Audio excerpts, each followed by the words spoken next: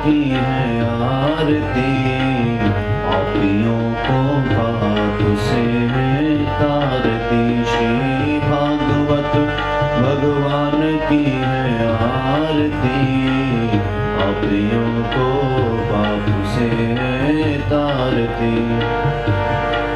ये अमर ग्रंथ, ये मुक्ति पंथ, ये पंचम वेद निराला, नव ज्योति जगाने वाला। ये अमर ग्रंथ, ये मुक्ति पंथ, ये पंचम वेद निराला, नव ज्योति जगाने वाला। हरि नाम यही, हरि ध्यान यही, हरि नाम यही, हरि ध्यान यही, जग के मंगल की आरती। पापियों को पाप से है तारती। श्री भागवत भगवान की है आरती, पापियों को पाप से है तारती। ये शांति गीत पावन पुनीत, पापों को मिटाने वाला, हरि दर्श कराने वाला। ये शांति गीत पावन पुनीत, पापों को मिटाने वाला, हरि दर्श कराने वाला।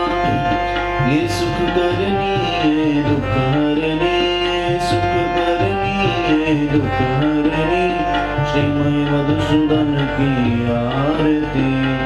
पापियों को पाप से है तारती। श्री भागवत भगवान की है आरती, पापियों को पाप से है तारती।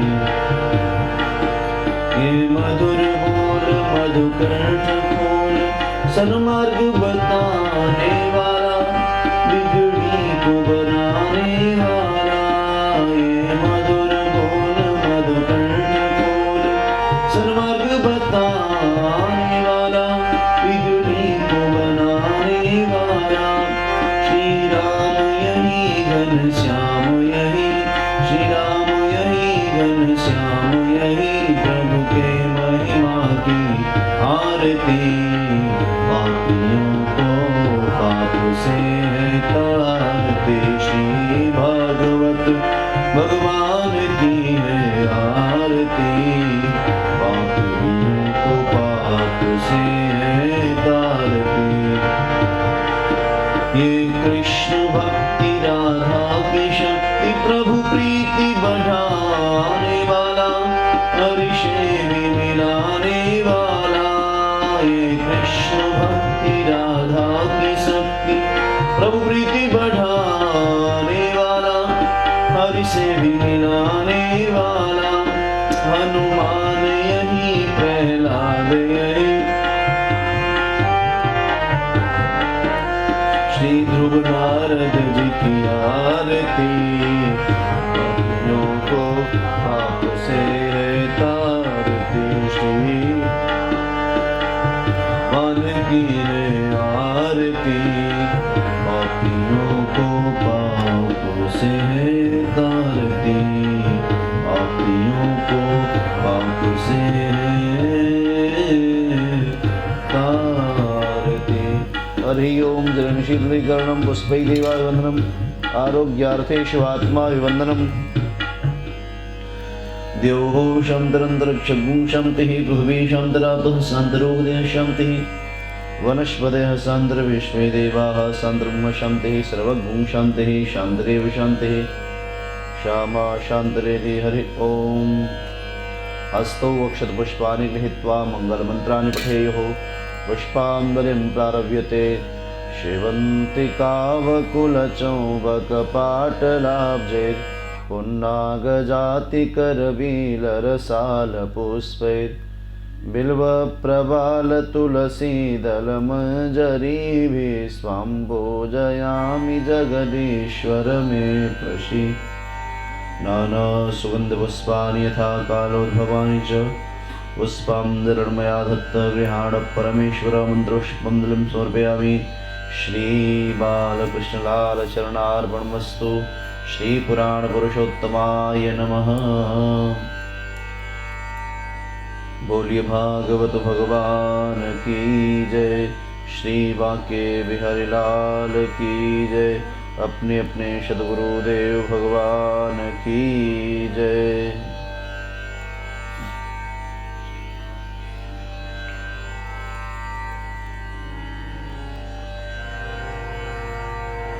स्वस्ति श्री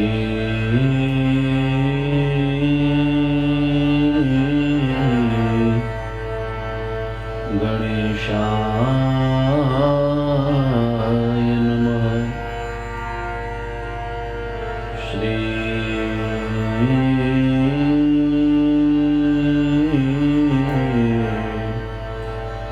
गुरु चरण कमलेभ्यो नमः। श्री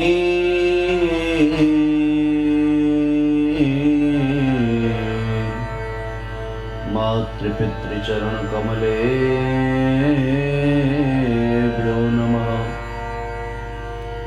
श्री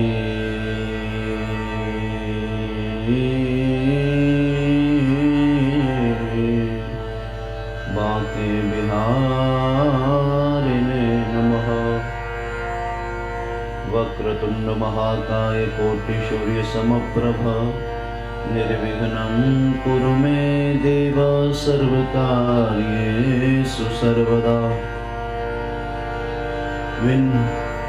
योऽन्तः प्रविश्य मम वाचमिमां प्रसुप्तां सञ्जीवयत्यखिलशक्तिधरः स्वधाम्ना।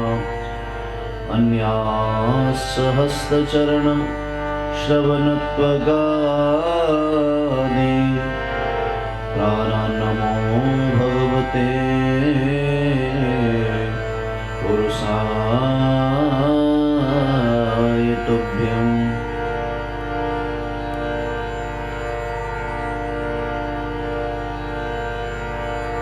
यो ब्रह्मरुद्रशुकनारदभीष्ममुख्यै लक्षितोऽनुसहसा पुरुषस्य तस्य सद्यो वशीकरणचूर्णमनन्तशक्तिं तं राधिकाचरणरेणुमनोः स्मरामि। श्रीराधा साध्यं साधनं यस्य राधा मंत्रोर्राधा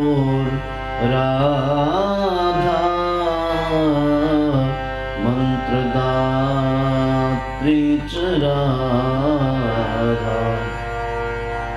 सर्वं राधा जीवनं यस्य राधा।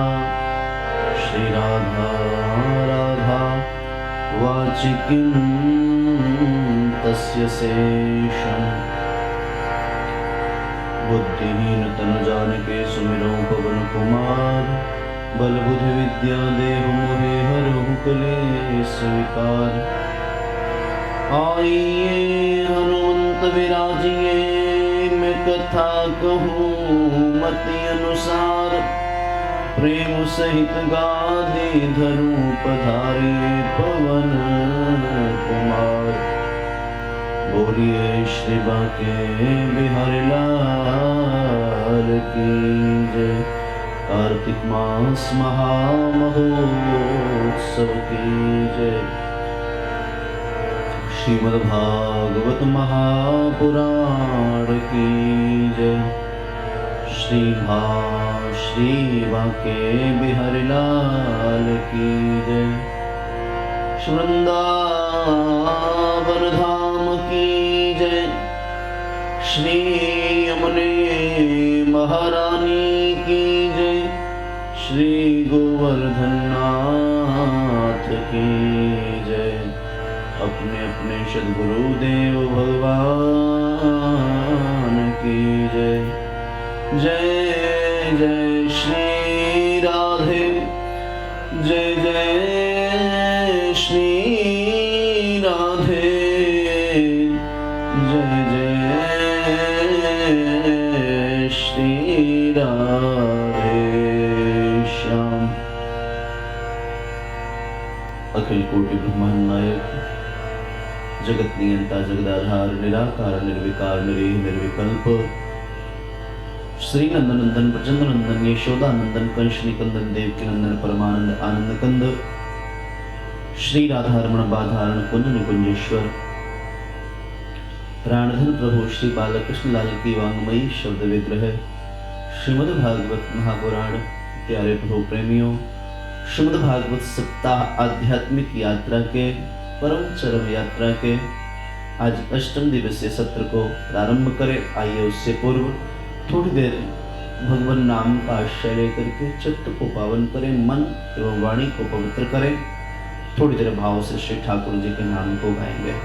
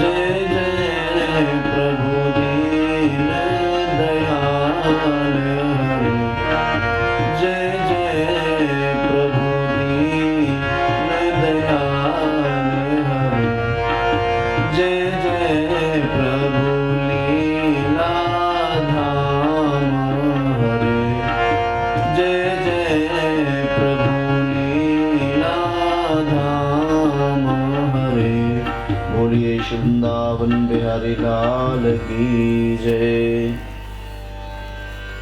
सर्वप्रथम प्रातः स्मरणीय अर्चनीय वंदनीय पूज्यपाद श्रद्धेय सद्गुरुदेव भगवान के युगल चरणारविंद में बारंबार अंतर हृदय की गहराइयों से प्रणपात निवेदन करते हुए कुल देवता, ग्राम देवता, वासु देवता, स्थान देवता, प्रत्यक्ष रूप से जो भी महापुरुष इस कथा का आश्रय ले रहे सबके श्री चरणों में प्रणपात निवेदन करते हुए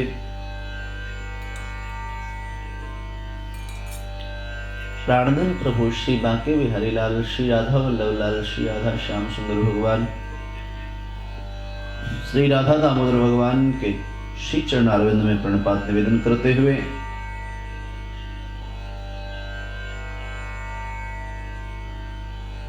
इस कोरोना काल में अपने अपने घरों में बैठ करके और कार्तिक कल्पवास के आनंद से ओतप्रोत हो रहे अलग अलग शहरों में बैठ करके श्रीमद् भागवत कथा का रसपान कर रहे हमारे सभी श्रोतावृंदों के हृदय में विराजमान मेरे प्राणधन प्रभु श्री राधा माधव के श्री चरणों में प्रणाम निवेदित करते हुए आज अष्टम दिवसीय यात्रा में प्रवेश करते हैं। प्यार से बोलिए जय श्री कृष्ण। सज्जनों, हम सभी सौभाग्यशाली हैं जो श्री ठाकुर जी ने हम सबको अपनी पावन कथामृत को श्रवण करने का शुभ अवसर प्रदान किया। वास्तव में कलिकाल में श्री ठाकुर जी की कथा ही अमृत है। किसी ने पूछा, अमृत इस जगत में कहां है? क्या स्वर्ग में अमृत इंद्र के पास है? क्या अमृत किसी विशिष्ट प्रकार के संसारीय हिमालयी औषधि में है? अथवा तो क्या गंगा जी का जल अमृत है, यमुना जी का पावन जल अमृत है, अथवा श्री ठाकुर जी का चरणोदक अमृत है?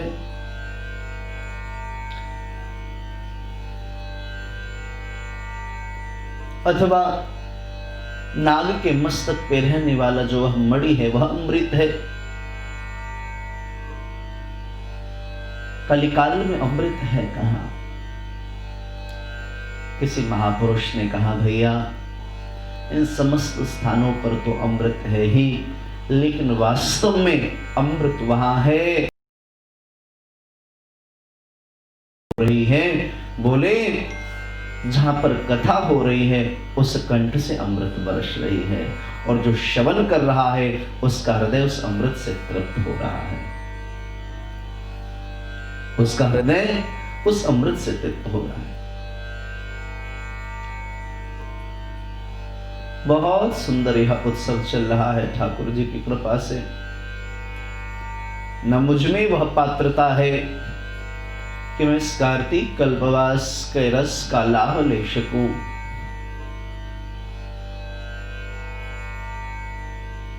संत जन गाते हैं,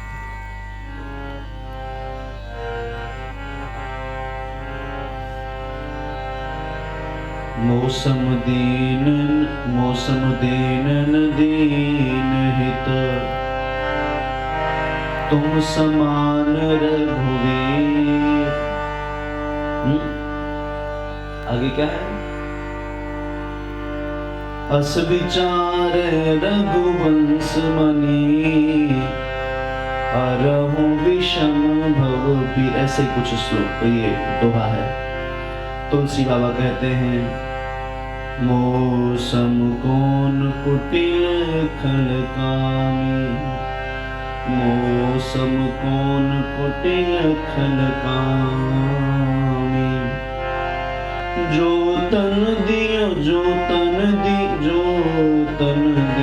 ताहि बिसरायो, ऐसो नमक हरामी। श्री तुलसीदास जी महाराज कहते, मौसम कौन कुटिल खलकामी, जो तन दियो ताहे विसरायो ऐसो नमक हरामी। संसार के सभी कार्यों में हम लगे रहते हैं, लेकिन जिन्होंने यह मानवीय जीवन दिया उनके लिए हम आज तक कुछ न कर सके। कभी किया भी तो सामाजिक प्रतिष्ठा के लिए, कभी किया भी तो समाज के प्रेशर में, कभी किया भी तो लोगों को दिखाने के लिए। वास्तव में श्री ठाकुर को रिझाने के लिए आज तक हम कुछ न कर सके। कभी किया भी तो इससे हिंदुत्व बढ़ेगा, सनातन धर्म बढ़ेगा। श्री ठाकुर जी रिझेंगे, इस भाव से कभी कार्य नहीं किया। तो हम सब में पात्रता न होने के बाद भी श्री ठाकुर जी ने अपने इस कार्तिक कल्पवास महोत्सव में प्रवेश करने का अवसर दे दिया। मानो कार्तिक कल्पवास में प्रवेश करने का श्री ठाकुर जी ने हमें अवसर नहीं दिया, अब तो अपने निकुंज में प्रवेश करने का एक अनूठा अवसर प्रदान किया है।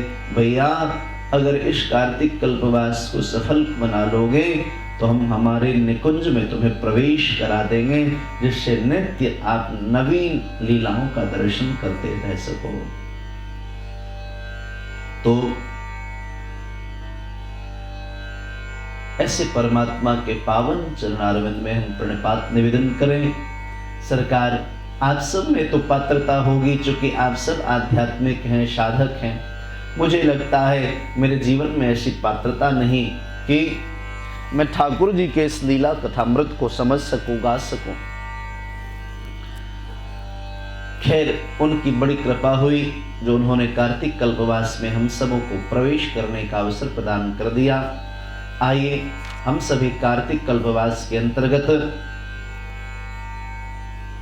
आज कार्तिक मास महात्म्य की कथा को बड़े भाव और चाव पूर्वक श्रवण करने के पश्चात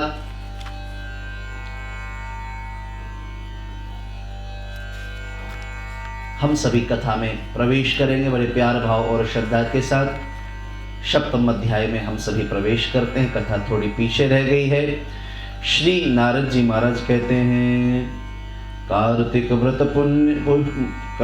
व्रत नाम पुंसाम नियमा ये प्रकीर्तिता तान् शृणुस्व महाराज कथ्यमानान् समाशत।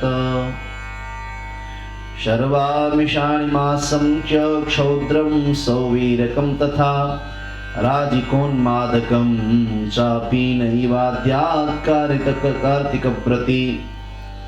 श्री नारद जी कहते हैं पृथु जी से, हे महाराज, कार्तिक का व्रत करने वाले पुरुषों के जो नियम है, अब आप उसे संक्षेप में श्रवण करो। पुरुषों के लिए जो नियम है वह श्रवण करिए। बोले क्या? बोले पुरुषों को चाहिए कि जो 100 प्रकार की भोग्य वस्तु है, जैसे कुछ लोग होते हैं मांस आदि का सेवन करने वाले, बोले कार्तिक मास में उसको इसका परित्याग कर देना चाहिए। शहद, इसका भी पान कार्तिक महीने में नहीं करना चाहिए। राई, जो सरसों होती है, राई का भी सेवन नहीं करनी चाहिए। कोई भी उन्मादक वस्तु जिसको ग्रहण करने से उन्मादकता आवे, ऐसे वस्तु का ग्रहण कार्तिक मास में नहीं करना चाहिए। पराया अन्न, दूसरों से द्रोह करना, अकारण परदेश को जाना, इन सब को नहीं करना चाहिए। कार्तिक मास में एक स्थान पर एक मास तक रहे जीव। और कहा देवता, वेद, ब्राह्मण, गुरु, गौ, स्त्री और राजा, इन सब की तथा बड़ों की निंदा कार्तिक व्रत करने वाले मनुष्य को 1 माह के लिए तो सर्वथा छोड़ देना चाहिए। ऐसे तो जो भी साधक जन हैं, जो सुजान जन हैं, जिनको भगवत प्राप्ति की लालसा है, जिनको श्री ठाकुर जी उदास हैं, थोड़ा बैठ के करो ना तिलक इनको।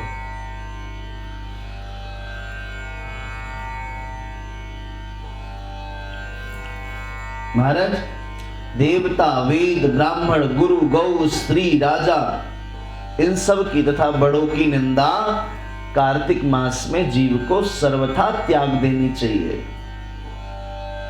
और इस कार्तिक मास में नारद जी से पृथु जी ने पूछा, सरकार और क्या क्या त्याज्य वस्तु है जिस अन्न को ग्रहण करके, जिस भोजन को ग्रहण करके मन में महाराज चंचलता प्रकट होती है? तो कहते हैं, बोले कार्तिक मास में द्विदल अर्थात चना का सेवन नहीं करना चाहिए, मटर का भी सेवन नहीं करना चाहिए, तिल के तेल में बने हुए वस्तु का सेवन नहीं करना चाहिए, मालपुआ पकवान, अगर यह भोग लगा हुआ हो तो करे अथवा अपने लिए बनवा के न खावे। भाव से दूषित तथा शब्दों से दूषित इन सबों को कार्तिक व्रत करने वाला त्याग दे।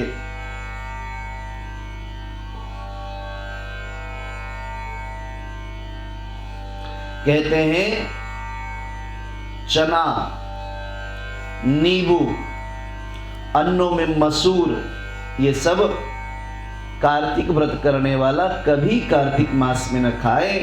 इसको ग्रहण करने से महाराज मांस को खाने से जो पाप लगता है वही पाप नींबू, चना, मसूर के दाल आदि को कार्तिक मास करने वाले को कदापि ग्रहण नहीं करना चाहिए।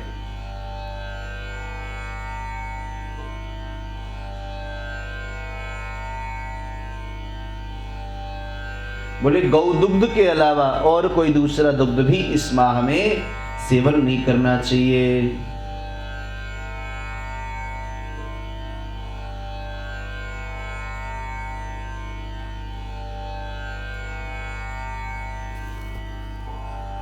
और कहा है जो कार्तिक कल्पवासी हैं, कार्तिक मास नियम का पालन करने वाले जो जीव हैं, उनको इस कार्तिक मास दामोदर मास में ब्रह्मचर्य का विशेष ख्याल रखना चाहिए।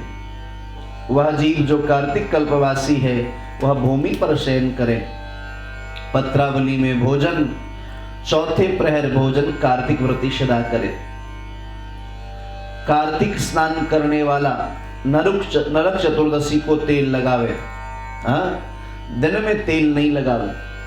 और सब्जी में कुछ त्याग वस्तु बताई हैं, बोले लौकी, बैंगन, कुम्हड़ा, बृहती फल, कैथा का फल, इन सब का परित्याग कार्तिक मास में कर देना चाहिए।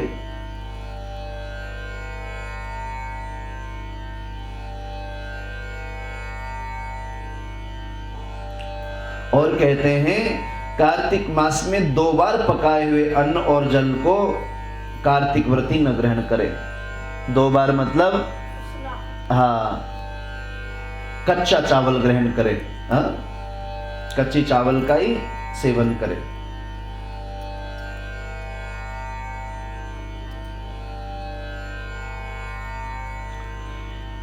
महाराज इन सारे वस्तुओं का त्याग करके कार्तिक व्रती भगवान विष्णु की प्रसन्नता के लिए जो आवश्यक निर्देश दिए गए हैं व्रतों के लिए, उन व्रतों को भी कार्तिक मास में करें।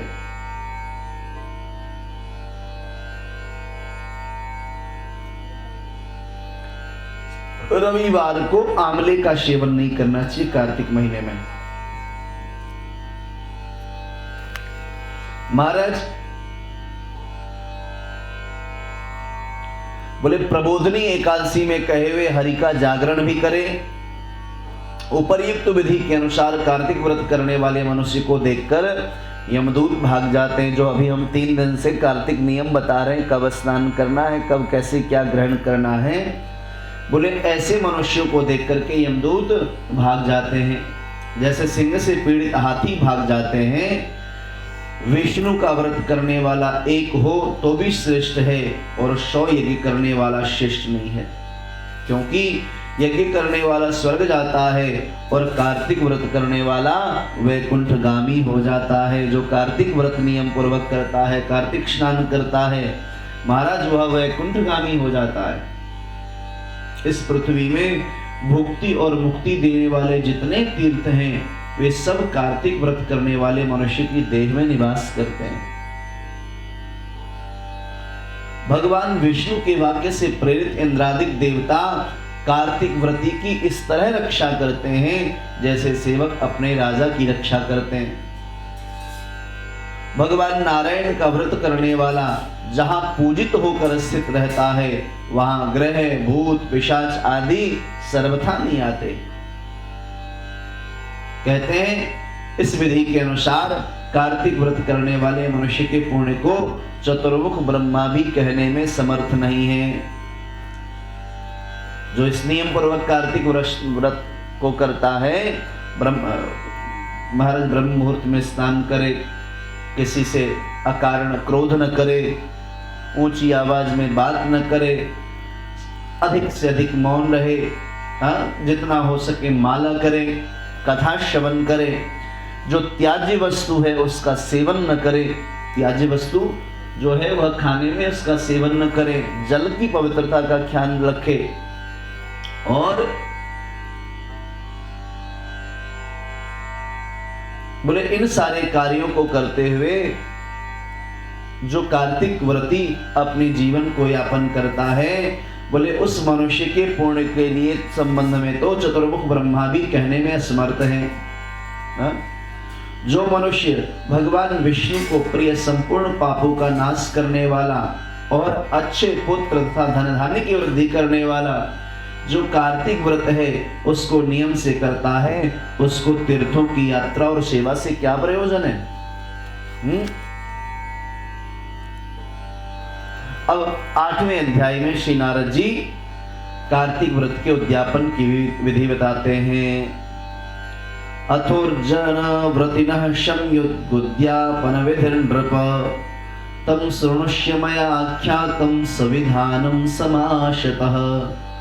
ऊर्ज शुक्ल चतुर्दश्यां कुर्यादुद्यापनं व्रती व्रत पूर्तिर्फलार्थं च विष्णु प्रीत्यर्थमेव च। श्री नारद जी महाराज राजा पृथु को कहते हैं, सरकार अब मैं आपको कार्तिक व्रत करने वालों को उद्यापन की विधि भली भांति बताता हूं, इसे आप संक्षिप्त में श्रवण करिए। बोले व्रत पूर्ण हो जाने का जो फल है उसे पाने और भगवान विष्णु की प्रसन्नता के लिए कार्तिक शुक्ल चतुर्दशी के दिन महाराज कार्तिक व्रती व्रत का उद्यापन करे। कार्तिक शुक्ल चतुर्दशी को तुलसी के ऊपर तोरण युक्त 4 द्वारों का फूल चवरों से शोभित सुंदर मंडप आदि बनाए, सुंदर ब्राह्मण को बुला करके वहां सर्वतोभद्र मंडल आदि अनेक वेदी जितना अपने से संभव हो सकता है कलश आदि स्थापित करके भगवान विष्णु का पूजन करें, षोडशोपचार पूजन करें और चतुर्दशी व्रत को भी नियम पूर्वक करें। रात्रि में गीत वाद्य आदि मंगल जागरण करे। प्रभात होने पर मनुष्य नित्य क्रिया अर्थात स्नान ध्यान संध्योपासन आदि करे। उसके पश्चात होम करके ब्राह्मणों को भोजन करावे पूर्णिमा के दिवस। जी इसमें कहते हैं धन की सठता वर्जित अर्थात लोभ का सर्वथा त्याग करके शक्ति के अनुसार उद्यापन कराने वाले ब्राह्मणों को दक्षिणा भी देनी चाहिए। इस प्रकार इस चतुर्दशी व्रत को नियम पूर्वक कलश स्थापन करके वेद आदि बना करके तुलसी जी की स्थापना करके ब्राह्मण के द्वारा पूजन करावे और चतुर्दशी व्रत को नियम पूर्वक पालन करें। चतुर्दशी को वैकुंठ चतुर्दशी कहते हैं। बोले वैकुंठ चतुर्दशी का व्रत किया जिस जीव ने, महाराज उस जीव को वैकुंठ की प्राप्ति हो जाती है। हमारे वृंदावन धाम में एक स्थान है रंग जी का मंदिर, कभी आप आए होंगे, वहाँ 40 मन सोना है। वहाँ पर एक स्थान है जिसको वैकुंठ द्वार कहते हैं। वहाँ श्री ठाकुर जी रंगनाथ साल में सिर्फ एक बार दर्शन देते हैं और वो भी वैकुंठ चतुर्दशी के दिन। सुबह 4 बजे से लेकर के 6 साढ़े 6 बजे तक मात्र दर्शन साल में एक बार होता। पूरे वृंदावन वासी भीड़, उन वृंदावन वासियों की भीड़ उमड़ पड़ती है। तो बोले वैकुंठ चतुर्दशी का व्रत अवश्य कार्तिक व्रती को करना चाहिए। बोले वैकुंठ चतुर्दशी का महात्म्य सैकड़ों वर्ष में देवता और शेषनाग कहने में समर्थ नहीं है। जो मनुष्य भगवान के जागरण में शक्ति से गान करते हैं वे सैकड़ों जन्मों के उत्पन्न पाप समूह से मुक्त हो जाते हैं। भगवान नारायण के आंगन में विष्णु के निमित्त गान और नृत्य आदि करता हुआ, कौतुक को दिखाता हुआ जो जीव रात्रि को जागरण करता है, भगवान विष्णु के चरित्र के श्रवण करते हुए वैष्णव को प्रसन्न करता है, वैष्णवों को, उसको भगवान विष्णु सालोक्य नाम की मुक्ति को प्रदान करते हैं।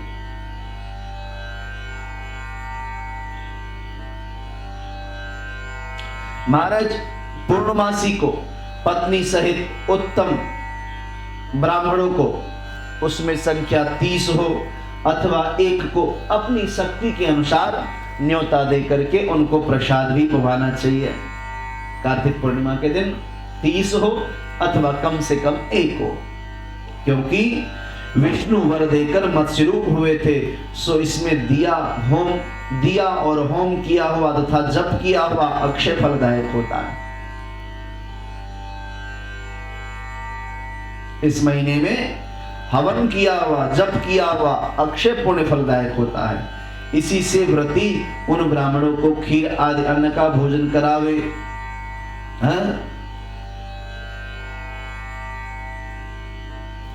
महाराज तदनंतर तुलसी जी का कपिला नाम के गौ का पूजन करें। कपिला गौ संभव न हो तो किसी भी गौ वंश की पूजा कार्तिक पूर्णिमा के दिन अवश्य करें। बाद में प्रार्थना करें, हे सरकार, आपके प्रसाद से देवताओं के स्वामी भगवान मेरे ऊपर सदा प्रसन्न हो। इस व्रत से 7 जन्म के किए हुए मेरे पाप नाश को प्राप्त हो और मेरी इस पूजा से हमारे मनोरथ सदा सफल हो। ऐसी प्रार्थना कार्तिक पूर्णिमा को करनी चाहिए। देहांत के समय में अति दुर्लभ वैष्णव स्थान को प्राप्त करो। इस प्रकार महाराज विसर्जन करके भगवान से क्षमा याचना करें। कार्तिक पूर्णिमा को गौदान करने का अनंत लाभ है। और जो गोपाष्टमी की तिथि है कार्तिक मास के अंतर्गत, उस गोपाष्टमी तिथि को जो जीव गौदान करता है महाराज, उसको अक्षय पुण्य महाराज अश्वमेध यज्ञ करने का फल प्राप्त होता है।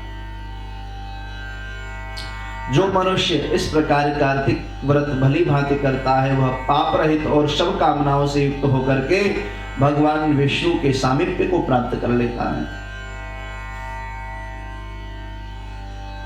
वो जीव धन्य हैं जो वे सदा पूज्य हैं, उनका जन्म सफल है, जो भगवान नारायण की भक्ति में रत होकर कार्तिक मास का व्रत करते हैं।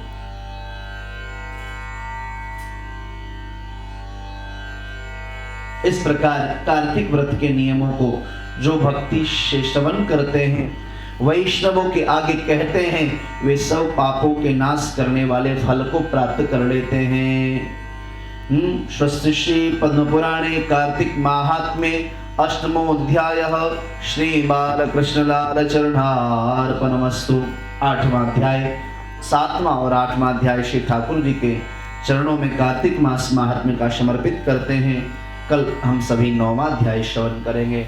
बोलिए बांके बिहारी लाल की जय। 2 मिनट कीर्तन करें, फिर कथा में प्रवेश करते हैं बहुत भावपूर्वक।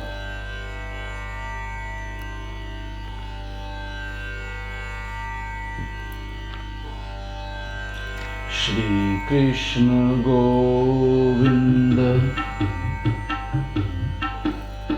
हरे मुरारे, हे नाथ नारायण वासुदेव।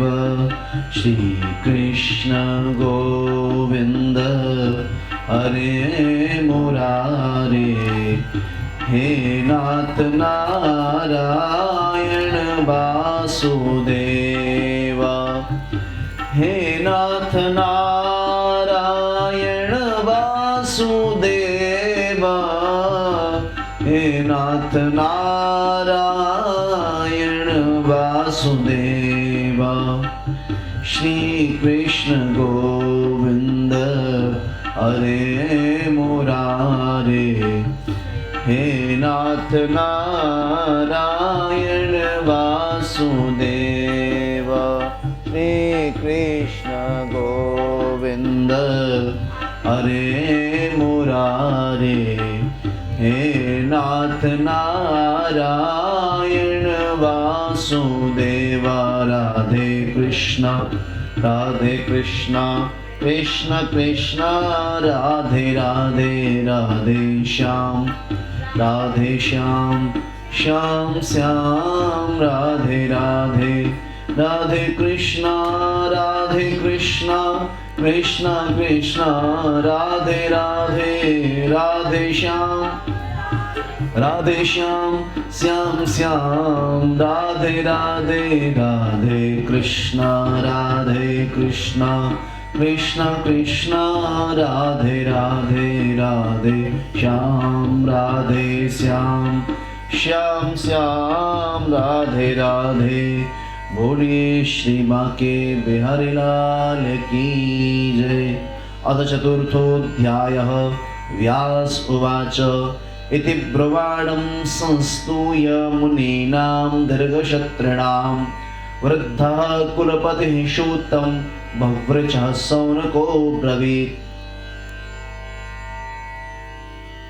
महाराज शौनकादिक ऋषि भगवान के 24 अवतार की लीला कथाओं को श्रवण करके बहुत प्रसन्न हुए। बाद में शौनकादिक ऋषियों ने श्री सूत जी महाराज से कहा, सरकार आप वक्ताओं में श्रेष्ठ हैं। सूत महाभाग वदनो वदतां वर,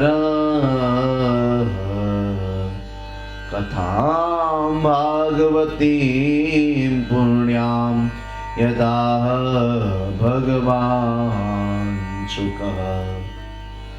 सरकार आप वक्ताओं में सर्वश्रेष्ठ हैं तथा हम बड़े भाग्यशाली हैं। जो कथा भगवान सुखदेव जी ने कही थी वही भगवान की पूर्णिमयी कथा आप हमें कृपा पूर्वक श्रवण करा रहे हैं। मैं चाहता हूं उसी कथा को आप विस्तार पूर्वक श्रवण कराइए। वह कथा किस युग में, किस स्थान पर और किस कारण से हुई थी जो सुखदेव जी ने राजा परीक्षित को सुनाई थी, कृपा करके बताइए। मुनिवर श्री कृष्ण द्वैपायन ने किसकी प्रेरणा से इस परमहंसों की संहिता का निर्माण किया था?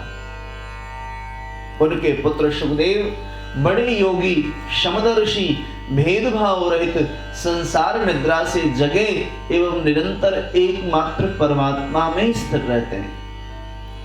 वे छिपे रहने के कारण मूढ़ से प्रतीत होते हैं। महापुरुष छुपे रहते हैं। व्यास जी जब संन्यास के लिए वन की ओर जाते हुए अपने पुत्र का पीछा कर रहे थे, उस समय जल में स्नान करने वाली स्त्रियों ने महाराज निर्वस्त्र सुखदेव को देखकर वस्त्र धारण नहीं किया, परंतु व्यास वस्त्र पहने हुए व्यास को देख करके लज्जा से उन्होंने वस्त्र धारण कर लिए थे। इस आश्चर्य को देखकर जब व्यास जी ने उन स्त्रियों से इसका कारण पूछा, तब उन्होंने उत्तर दिया कि सरकार आपकी दृष्टि में तो अभी स्त्री पुरुष का भेद बना हुआ है, परंतु आपके पुत्र की दृष्टि अतिशय शुद्ध हो चुकी है। दृष्ट्वा नुयान्ति मृषिमात्मजमप्यनग्नं देव्योर्या परिदधोर्णशुतस्य चित्रम् तदवीक्ष्य पृच्छति मुनो जगदोस्तवास्ति श्रीपुंभिदानतुषुतस्य विविक्तदृष्टे। सरकार आप इतने योग्य विद्वान हैं, फिर भी आपकी दृष्टि में भेद है, लेकिन सुखदेव जी की दृष्टि भेद रहित हो गई है। कौन अपना कौन पराया, कण कण में ठाकुर उनको देखते हैं। गुरु जांगल देश में पहुंचकर हसनापुर में वे पागल, गूंगे तथा जड़ के समान विचरते होंगे। सरकार, नगर वासियों ने उन्हें कैसे पहचाना होगा? सुखदेव जी को। पांडव नंदन राजर्षि परीक्षित इन मौनी सुखदेव के साथ संवाद परीक्षित जी का कैसे हुआ? जिससे भागवत की यह संहिता कही गई। सुखदेव जी तो गृहस्थों के घरों को तीर्थ स्वरूप बना देने के लिए उतने ही देर उनके दरवाजे पर रहते हैं जितनी देर में गाय दूही जाती है। एक किंवदंती है।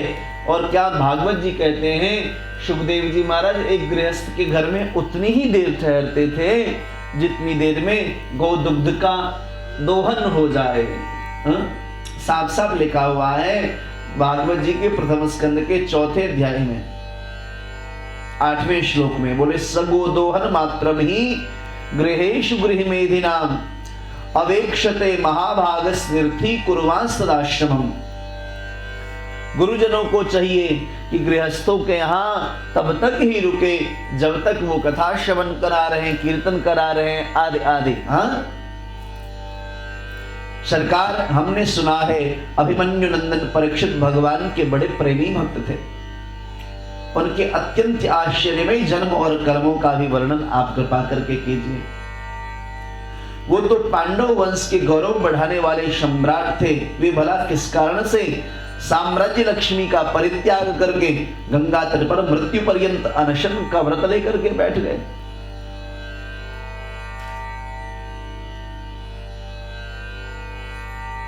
शत्रुगण अपने भले के लिए बहुत सा धन लाकर उनके चरणों में रखने की चौकी को नमस्कार करते थे।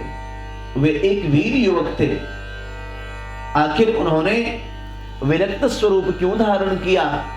सर्वस्व त्याग करके गंगा जी के पावन पुलिन पर क्यों गए?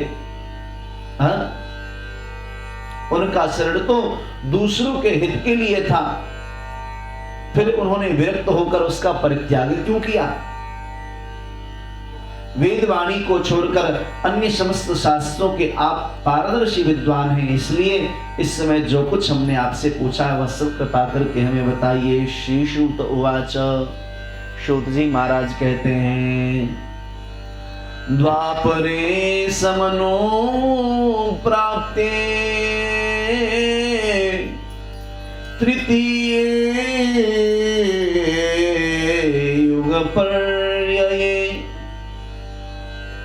जातः परा सराद्योगी वाशव्याम कलया हरे। श्री सूत जी महाराज कहते हैं, जो वर्तमान चतुर्युग है इसके तीसरे युग में द्वापर में महर्षि पराशर के द्वारा वशु कन्या सत्यवती के गर्भ से भगवान के कलावतार योगीराज श्री व्यास जी का जन्म हुआ था।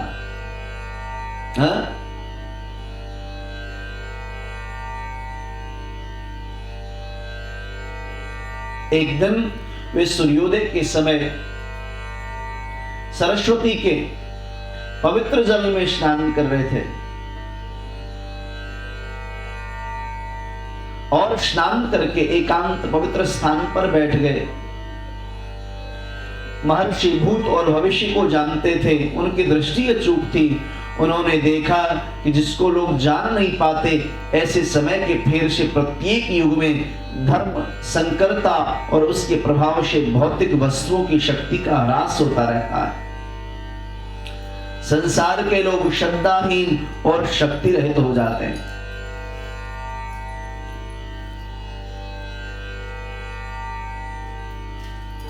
उनकी बुद्धि कर्तव्य का ठीक ठीक निर्णय नहीं कर पाती और आयु भी कम हो जाती है।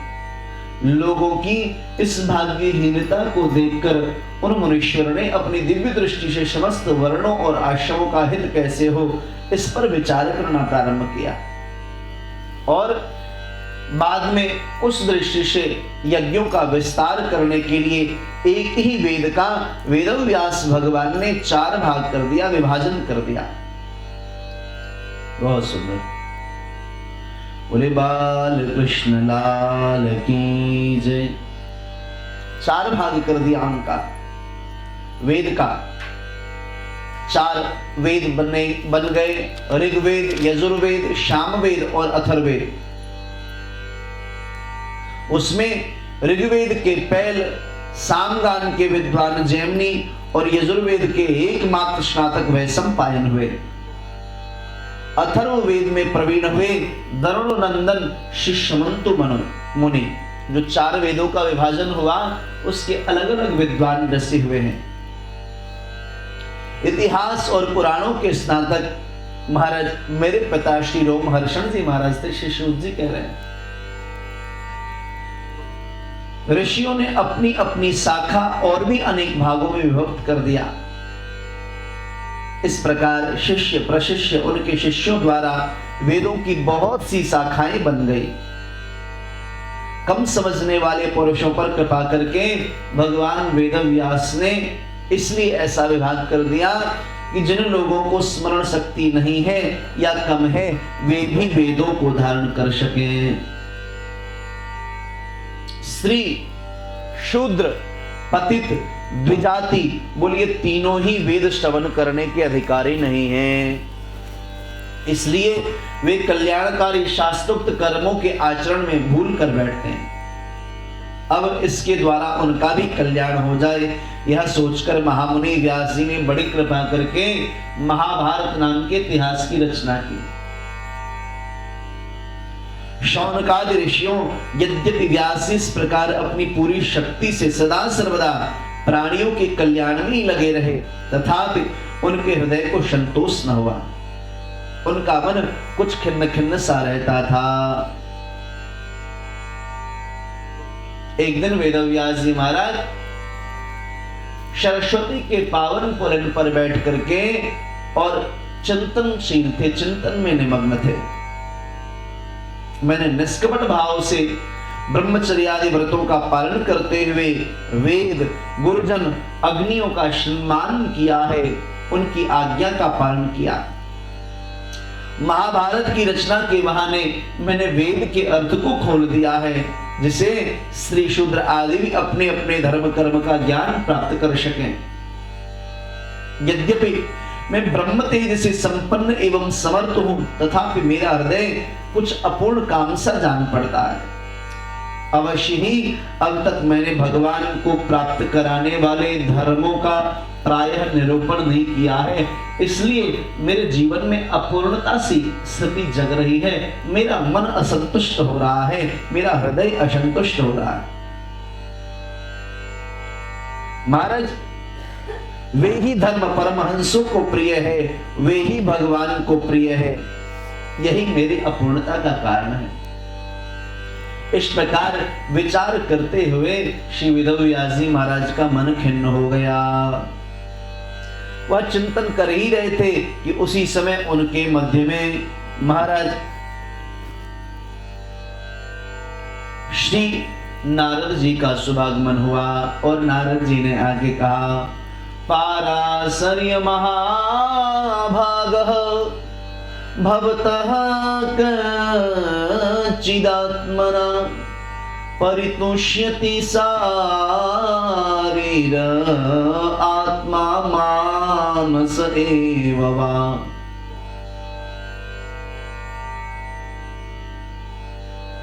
सरकार, आप तो ब्रह्मज्ञानी हैं, फिर भी आप उदास हैं। आपकी उदासी का क्या कारण है? श्री वेदव्यास जी की आंखें डबडबा गईं। सरकार, आपने मेरे विषय में जो कुछ भी कहा वह सब सही कहा कि मैंने महाभारत की रचना की, वेदों का विभाजन किया। मैंने बहुत पुरुषार्थ किया है, लेकिन फिर भी मैं असंतुष्ट हूं। सब सत्य बोला आपने, पता नहीं इसका क्या कारण है। सरकार, आपका ज्ञान अगाध है, आप साक्षात ब्रह्मा जी के मानस पुत्र हैं, इसलिए मैं आपसे इसका कारण जानना चाहता हूं कि मेरे असंतोष का क्या कारण है। योगानुष्ठान और नियमों के द्वारा पर ब्रह्म और शब्द ब्रह्म दोनों की पूर्ण प्राप्ति कर लेने पर भी मुझे जो बड़ी कमी है मुझ में, वह आप कृपा करके बताइए। नारद जी महाराज ने कहा, आपने भगवान के निर्मल यश का गान प्रायः नहीं किया है। मेरी ऐसी मान्यता है कि जिससे भगवान संतुष्ट नहीं होते वह शास्त्र या ज्ञान अधूरा है। आपने धर्म आदि पुरुषार्थों का जैसा निरूपण किया है, भगवान श्री कृष्ण की महिमा का वैसा निरूपण अब तक नहीं किया। जिस वाणी से चाहे वह रस भाव अलंकार आदि से युक्त ही क्यों न हो, जगत को पवित्र करने वाले भगवान श्री कृष्ण के यश का गान नहीं होता, वह तो कौवों के लिए उच्छिष्ट फेंकने के स्थान के समान अपवित्र मानी जाती है। सरकार, अब एक ऐसी कथा का आश्रय लें जिसमें शिव ठाकुर जी की सुंदर लीला चरित्रों का गान किया गया हो। उस कथा को लिखते समय गाते समय आपका मन संतुष्ट हो जाएगा। श्री वेदव्यास जी महाराज ने कहा, सरकार वृद्धावस्था आ गई है, नेत्रों से दिखता नहीं, हाथ काम करते नहीं। इस वृद्धावस्था में आखिर मैं कैसे ग्रंथ के लेखन का कार्य कर पाऊंगा। श्री वेदव्यास जी महाराज ने जब इस बात को कही तो श्री नारद जी ने कहा, आप चिंता क्यों करते हैं? वही जीव असंतुष्ट है, दुखी है, जिसके मन में यह भाव जगा है, अगला जो कार्य भगवदीय कार्य है वह मैं करूंगा। जब तक यह भाव रहेगा तब तक मन असंतुष्ट रहेगा। जब हम यह विचार कर लेंगे कि करने कराने वाला तो कोई और है, निमित्त मात्र सिर्फ हम हैं, जब यह भाव मन में जगेगा तो बात बनने लग जाएगी। संत जन बड़े भाव से गाओ, चाव से गाया करते हैं।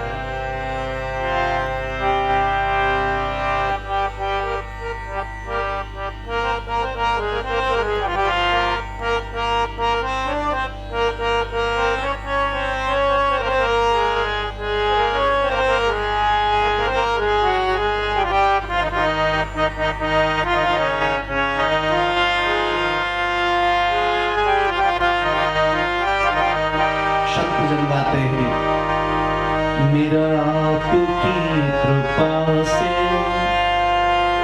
सब काम हो रहा है।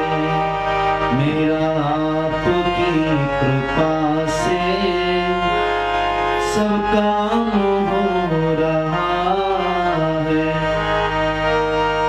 करते हो तुम कन्हैया,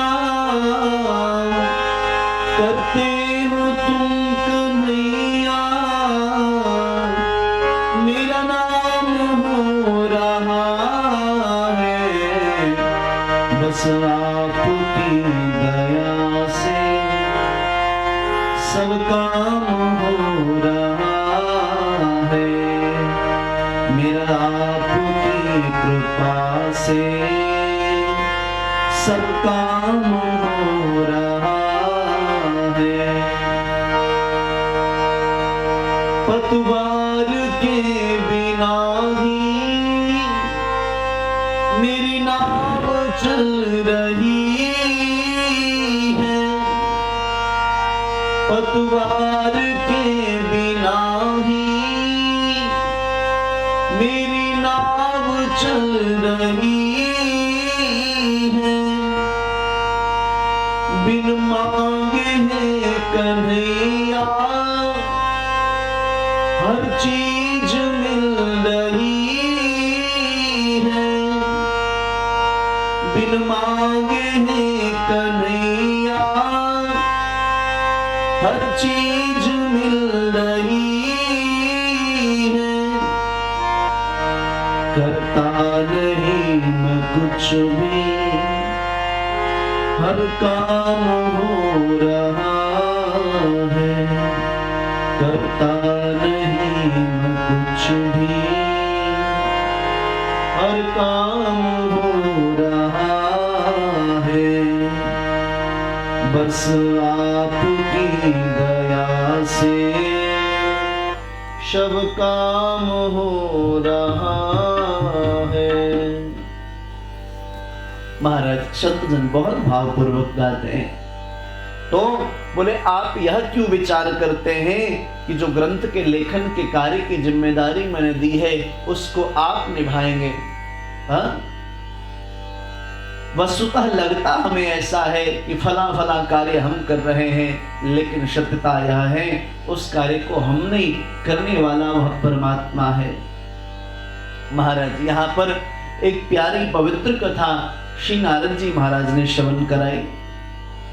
बोले सरकार, जब गुरु कृपा हो जाए, भगवत कृपा हो जाए तो जीवन में कुछ भी संभव है। पूर्व जन्म में मैं भी एक दासी का पुत्र था। मेरे जन्म लेते ही मेरी माँ, मेरे पिता की मृत्यु हो गई। मेरी माँ दर दर भटकने लगी, अनेक आश्रमों में गई, अनेक संतों के यहाँ पर गई, किंतु कहीं भी जाकर के उनको आश्रय प्राप्त न हुआ। दीनहीनों को आश्रय कौन देता? महाराज संत कहते तू युवा है, युवती है, हमारे आश्रम में रहेगी, हमारे यहाँ के जो हमारे साधक हैं वह बिगड़ेंगे। किसी गृहस्थ ने उनको अपने स्थान में, अपने घर में आश्रय प्रदान न किया। मेरी माँ का हृदय व्यग्र होने लगा। छोटा सा बच्चा लेकर के भटक रही हूँ, कई दिन हो गए, भूखी प्यासी हूँ, क्या होगा न जाने ईश्वर क्या चाहते हैं। सज्जनों, श्री नारद जी महाराज कहते मेरी माँ मुझे लेकर के एक शतगृहस्थ संत के द्वार पर पहुंची। जाकर के आग्रह किया, प्राणनाथ सरकार, मैं अबला स्त्री हूं, मेरे पतिदेव की मृत्यु हो गई है। इस छोटे से बालक के जीवन यापन के लिए मैं आपके यहां सेवा में उपस्थित होना चाहती हूं। वह शतगृहस्थ संत बहुत सम्माननीय थे, उनका हृदय करुणा से भर गया। उन्होंने कहा, देवी आप क्या सेवा कर सकती हैं, कृपा करके बताइए। मेरी माँ ने कहा, सरकार झाड़ू करना, पोछा करना, बर्तन करना, इस प्रकार के जो छोटे कार्य हैं, गौ सेवा करना मैं कर सकती हूँ। मेरी माँ को वहां पर महाराज संतों की सेवा और गौ की सेवा करने का अवसर प्राप्त हो गया। मेरी मां संतों की सेवा करती, गौ सेवा करती। धीरे धीरे समय व्यतीत हुआ। महाराज चातुर्मास का समय आया। महाराज सदगृहस्थ संत के यहाँ, उन योगियों के यहाँ, सदगृहस्थ संत के यहाँ कुछ विरक्त संतों का शुभागमन हुआ चातुर्मास्य करने के लिए। मुझे उन चातुर्मास करने के लिए आए हुए संतों की सेवा में लगा दिया गया। ते मय्य पेता खिल चापलेर्भके दान्ते धृत क्रीडन केनुवर्तिनी चक्रुः कृपां यद्यपि तुल्य दर्शना शुश्रूषमाणे मुनयोल्पभासिनी। महाराज योगी वर्षा ऋतु में एक स्थान पर चातुर्मास्य कर रहे थे। बचपन ही में ही मुझे उनकी सेवा में नियुक्त कर दिया गया। यद्यपि मैं बालक था, फिर भी किसी प्रकार की चंचलता मेरे जीवन में न थी। मैं जितेंद्रिय था, खेल कूद से दूर रहता और आज्ञानुसार संतों की सेवा करता। मैं बोलता भी बहुत कम था, मेरे शील स्वभाव को देखकर समदर्शी मुनियों ने मुझ सेवक पर अत्यंत अनुग्रह किया। उनकी अनुमति प्राप्त करके बर्तनों में लगा हुआ प्रसाद में एक बार ग्रहण कर लिया करता था। इससे सारे पाप मेरे छूट जाते। प्रातः काल संत जगते तो जिस मार्ग से वह यमुना जी जलाशय सरोवर में स्नान करने जाते, पहले मैं उन मार्गों को पवित्र करता। वह स्नान करके लौटते, उससे पूर्व मैं पुष्पों को महाराज बगियों से बीन के लाता। जिन पात्रों में वो ठाकुर जी की सेवा करते, शालिग्राम भगवान की सेवा करते, उन पात्रों को मैं पवित्र करता। महाराज उनकी आरती होती, पूजन होता, मैं चरणों तक लेता। भोग लगने के बाद समस्त संतजन जो प्रसाद ग्रहण कर लेते, तो जो पत्तल में उच्छिष्ट लगा हुआ शेष रह जाता, मैं उसको ग्रहण करके अपना जीवन यापन करता। परिणाम यह हुआ, कहते हैं महाराज, आहार शुद्ध हो सत्व शुद्धि। बोले यदि आहार शुद्ध हो तो सब कुछ शुद्ध हो जाएगा। मेरा आहार शुद्ध हुआ, संतों के उच्छिष्ट को सेवन करने के कारण मेरे जीवन में भक्ति का संचार होने लगा। मेरे सारे पाप धुल गए, मेरा हृदय शुद्ध हो गया। वो लोग जैसा भजन करते, पूजन करते, उसी में मेरी भी रुचि हो गई। महात्माओं के अनुग्रह से मैं प्रतिदिन श्री ठाकुर जी की पावन कथा का ग्रहण करता, कथा का रसपान करता।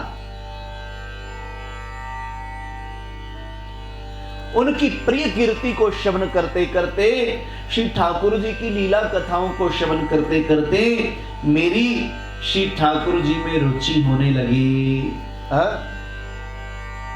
मेरी श्री ठाकुर जी में रुचि होने लगी। और जब भगवान में मेरी रुचि हो गई, तब उन मनोहर कीर्ति प्रभु में मेरी बुद्धि में निश्चल हो गई। और उस बुद्धि से मैं इस संपूर्ण शत अशत रूप जगत को अपने परब्रह्म रूप आत्मा में माया से कल्पित देखने लगा। इस प्रकार शरद और वर्षा ऋतु, इन दो ऋतुओं में तीनों समय उन महात्मा मुनियों ने श्री हरि के निर्मल यश का संकीर्तन किया। और मैं प्रेम से प्रत्येक बात को श्रवण करता रहा। श्री नारद जी कहते हैं वेद व्यास जी को, सरकार अब चित्त के रजोगुण और तमोगुण को नाश करने वाली भक्ति का मेरे हृदय में प्रादुर्भाव होने लग गया था। मैं उनका बड़ा ही अनुरागी था, विनयी था। उन लोगों की सेवा से मेरे पाप नष्ट हो चुके थे। मानो नारद जी जगत को कहना चाहते हो, महत् पुरुषों की सेवा करने से हृदय में भक्ति का प्रादुर्भाव होता है। महाराज रजोगुण और तमोगुण का नाश होता है। साफ साफ शब्दों में श्री नारद जी कहते हैं।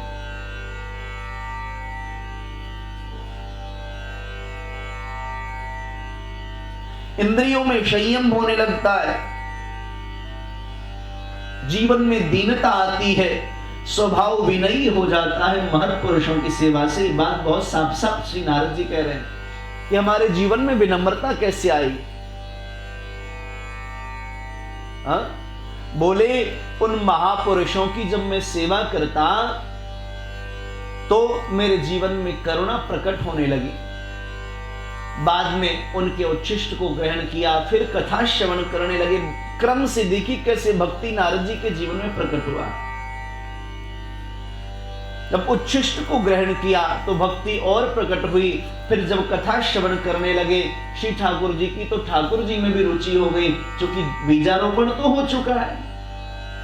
और परिणाम यह हुआ, महत् पुरुषों के संग में रहने के कारण हृदय में जो रजोगुण और तमोगुण है उसका सर्वथा नाश हो गया।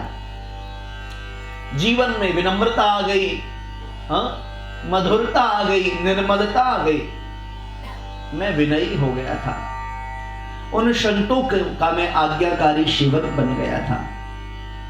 उन दीनवत्सल महात्माओं ने जाते समय कृपा करके मुझे उस गुह्यतम ज्ञान का उपदेश किया, जिसका उपदेश स्वयं भगवान ने अपने श्रीमुख से किया है। उस उपदेश से ही जगत के निर्माता भगवान श्री कृष्ण की माया के प्रभाव को मैं जान सका, जिसके जान लेने पर उनके परम पद की प्राप्ति हो जाती है। सत्य संकल्प वेद व्यास जी पुरुषोत्तम भगवान श्री कृष्ण के प्रति समस्त कर्मों को समर्पित कर देना ही संसार के तीनों तापों की एकमात्र औषधि है। यह बात मैंने आपको बतला दी। प्राणियों को जिस पदार्थ के सेवन से जो रोग हो जाता है, वही पदार्थ चिकित्सा विधि के अनुसार प्रयोग करने पर क्या उस रोग को दूर नहीं करता। इसी प्रकार यद्यपि सभी कर्म मनुष्यों को जन्म मृत्यु रूप संसार के चक्र में डाल देने वाले हैं, तथापि जब वे भगवान को समर्पित कर दिए जाते हैं तब उनका कर्मपना ही नष्ट हो जाता है। इस श्लोक में जो शास्त्र विहित कर्म भगवान की प्रसन्नता के लिए किए जाते हैं, उन्हीं से पराभक्ति युक्त ज्ञान की प्राप्ति होती है।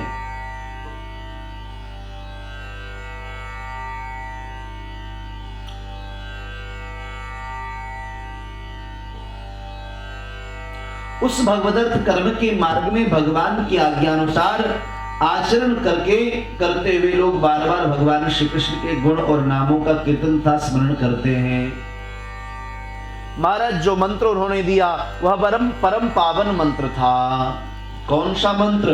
बोले ओम नमो भगवते तुभ्यं वासुदेवाय धीमहि प्रद्युम्नाय निरोधाय नमः संकर्षणाय च। श्री नारद जी महाराज को पूर्व जन्म में जो मंत्र प्राप्त हुआ था महत् पुरुषों के द्वारा, वो श्रीमद् भागवत जी के प्रथम स्कंद के 5वें अध्याय का यह 37वां श्लोक है, जिस मंत्र का गान करके श्री नारद जी महाराज ने भगवत प्राप्ति कर ली। ओम नमो भगवते तुभ्यं वासुदेवाय धीमहि प्रद्युम्नाय निरुद्धाय नमः संकर्षणाय च। हे प्रभु, आप भगवान श्री वासुदेव को हम नमस्कार करते हैं, हम आपका ध्यान करते हैं। प्रद्युम्न, अनिरुद्ध और संकर्षण को भी मेरा नमस्कार है। इस प्रकार जो पुरुष चतुर्व्यूह रूपी भगवान मूर्तियों के नाम द्वारा प्राकृत मूर्ति रहित अप्राकृतिक मंत्र मूर्ति भगवान एक पुरुष का पूजन करता है, उसी का ज्ञान पूर्ण एवं यथार्थ है।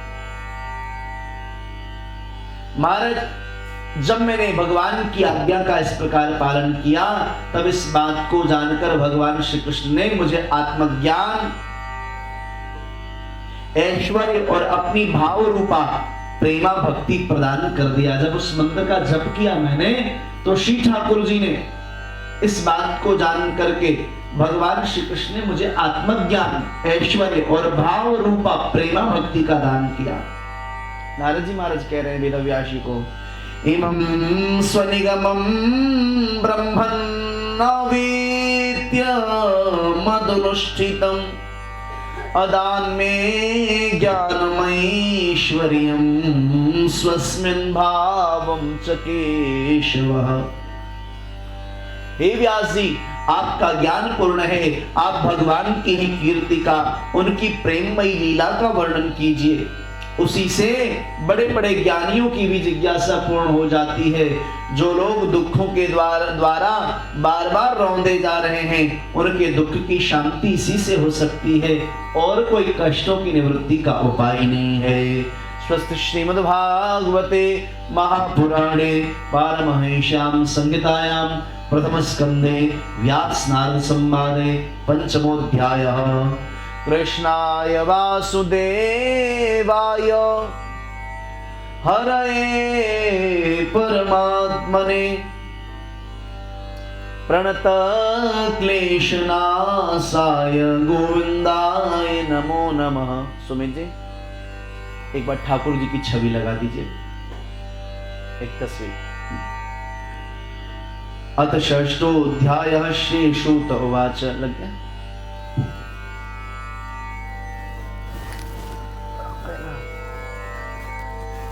जल भात में पिया, वो समस्या हो गई।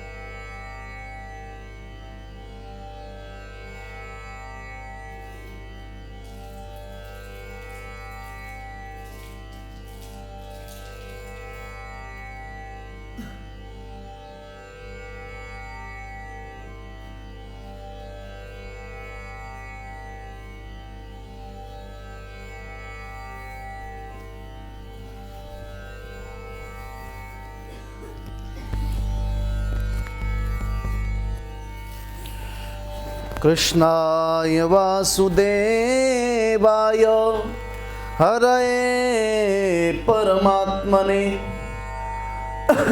प्रणतक्लेशनाशाय गोविंदाय नमो नमः। श्री सूत जी महाराज कहते हैं, देवर्षि नारद के जन्म और साधना की बात सुनकर सत्यवती नंदन भगवान श्री व्यास जी ने उनसे फिर यह प्रश्न किया। श्री व्यास जी महाराज ने पूछा, भिक्षुभिर्विप्रवशिते विज्ञानादेष्टिभिस्तव वर्तमानो वयस्याद्ये ततः किं करोत् भवान्। जब आपको ज्ञानोपदेश करने वाले महात्मा गण चले गए तब आपने क्या किया? और उस समय तो आपकी अवस्था बहुत छोटी थी। आपकी शेष आयु किस प्रकार व्यतीत हुई और मृत्यु के समय आपने किस विधि से अपने शरण का परित्याग किया? काल तो सभी वस्तुओं को नष्ट कर देता है, उसने आपकी उस पूर्व कल्प की स्मृति का शेष स्मृति का कैसे नाश नहीं हुआ? कृपा करके बताइए। काल शरण कोई नष्ट नहीं करता, जीवन कोई नहीं नष्ट करता, वह हमारी स्मृति को भी नाश कर देता है। श्री नारद जी महाराज कहते हैं, भिक्षुभिर्विप्रवशिते विज्ञानादेष्टिभिर्मम वर्तमानो वयस्याद्ये तत एतदकारशम्। मुझे ज्ञानोपदेश करने वाले महात्मागण जब चले गए तब मैंने इस प्रकार अपना जीवन व्यतीत किया। यद्यपि उस समय मेरी अवस्था बहुत छोटी थी, मैं अपनी मां का इकलौता लड़का था। एक तो वह स्त्री थी, दूसरे मूढ़ और तीसरी दासी थी। मुझे भी उसके सिवा और कोई दूसरा सहारा नहीं था। उसने अपने को मेरे स्नेह पास से जकड़ रखा था। वह मेरे योगक्षेम की चिंता तो बहुत करती थी, परंतु पराधीन होने के कारण कुछ कर नहीं पाती थी। जैसे कठपुतली नचाने वाले की इच्छा के अनुसार ही नाचती है, वैसे ही यह सारा संसार ईश्वर के अधीन होकर के नृत्य करता है। मैं भी अपनी मां के स्नेह बंधन में बंधकर उस ब्राह्मण बस्ती में ही रह रहा था। मेरी अवस्था केवल 5 वर्ष की थी। मुझे दिशा देश काल के संबंध में कुछ भी ज्ञान न था। महाराज, जब भी मैं भजन करता, एक कभी न कभी मां आके विघ्न करती कि भजन करके यह संतन बन जावे। भजन करने से इसकी बुद्धि श्री ठाकुर जी की सेवा में न लग जावे। यह विचार करके वह चिंतित होती थी। एक दिन मेरे मन से मुख से निकल पड़ा, कदाचित ये मां न होती तो अच्छा होता। और परिणाम हुआ। एक दिन की घटना है। मेरी माँ गौ दूहने के लिए रात के समय घर से बाहर निकली। एकदा निर्गतां गेहा दुहन्ती निशिगां पथि सर्पो दशत्पथात् स्पृष्टः कृपणां कालचोदितः।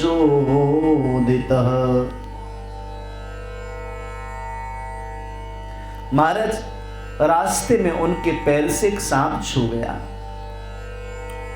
महाराज, उसमें मेरी मां का क्या दोष? सर्प ने डस लिया और मेरी मां की मृत्यु हो गई। मैंने सोचा मंगल कर चाहने वाले भगवान का यह भी एक प्रकार का अनुग्रह ही है। इसके बाद मैं उत्तर दिशा की ओर चल पड़ा। उस मार्ग में अनेकों धन धान्य से संपन्न देश, नगर, गांव, अहीरों की चलती फिरती बस्तियां, खाने खेड़े, नदी पर्वतों की तटवर्ती पड़ाव, वाटिकाएं, वन उपवन, रंग बिरंगी धातुओं से युक्त विचित्र पर्वत दिखाई पड़ते थे। कहीं कहीं जंगली वृक्ष भी थे। मैं आगे बढ़ रहा था, अकेला ही था। एक घनघोर जंगल मैंने देखा। उसमें नरकट, बांस, तरह तरह के वृक्ष थे। तरह तरह के जीव जंतु की आवाज आ रही थी, जो कि बहुत भयावना, डरावनी आवाज थी। चलते चलते मेरा सिर और इंद्रियां भी शिथिल हो गई। मुझे बड़ी जोर की प्यास लगी। भूखा तो था ही। वहां एक नदी मिली। उसके कुंड में मैंने स्नान आचमन किया, जलपान किया। मेरी थकावट मिट गई। उसी निर्जन वन में पीपल के नीचे आसन लगा करके मैं बैठ गया और उन महात्माओं से मैंने जैसा सुना था, हृदय में रहने वाले परमात्मा के उसी स्वरूप का मैं मन ही मन ध्यान करने लगा। भक्ति भाव से वशीकृत चित्त द्वारा भगवान के चरण कमलों का ध्यान करते ही भगवत प्राप्ति की उत्कट लालसा से मेरे नेत्रों में आंसू छलछला आए। हृदय में धीरे धीरे भगवान प्रकट हो गए। व्यास जी, उस समय प्रेम भाव के अत्यंत उद्रेक से मेरा रोम रोम पुलकित हो रहा था। हृदय अत्यंत शांत और शीतल हो गया। उस आनंद की बाढ़ में मैं ऐसा डूबा कि मुझे अपना ध्येय वस्तु का तनिक भी भान न रहा। भगवान का वह अनिर्वचनीय रूप, समस्त शोकों का नाश करने वाला, मन के लिए अत्यंत लुभावना था। सहसा अचानक से वह ठाकुर जी की छवि मेरे अंतर हृदय से अंतर ध्यान हो गई। परमात्मा को सामने न देख करके अनमना होकर के मैं उठ खड़ा हुआ। भगवान को देखने के लिए मैं सर्वत्र ढूंढने लगा। अचानक आकाशवाणी हुई,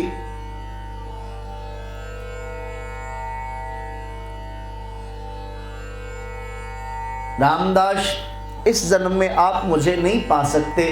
अगले जन्म में आप सीधे ब्रह्मा के पुत्र नारद होंगे। महाराज, मैं पुनः साधना के लिए बैठ गया, तल्लीन हो गया। महाराज, साधना के लिए बैठ करके मैंने प्राणायाम प्रारंभ किया। प्राणायाम के माध्यम से प्राणवायु को ब्रह्मरंध्र में जाकर के स्थापित कर दिया। और देखते ही देखते महाराज, ऊर्ध्व मूल मध्य शाखा मेरे हृदय से दिव्य ज्योति निकली और श्री ठाकुर में समाहित हो गई।